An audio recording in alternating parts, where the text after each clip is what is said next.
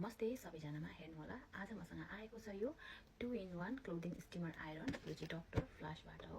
एकदमै राम्रो स्टिमर आइरन छ यसको चाहिँ 7 मोड हुन्छ अब म चाहिँ यसमा पानी हालेर अनि यसलाई कसरी युज गर्ने भनेर देखाउँछु है त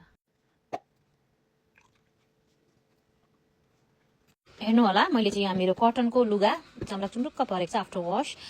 अनि यसमा चाहिँ म यो स्टिमर लाउन जाँदै छु कटनमा क्लिक गरेर हेर्नु होला है त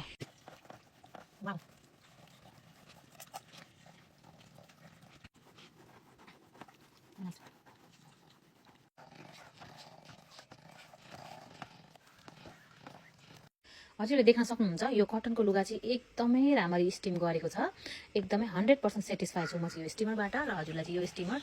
गरिसकेपछि यहाँ होल्ड गर्ने पनि आउँछ एकदमै राम्रो हजुरको लागि यहाँ एकदम धेरै अप्सनहरु छ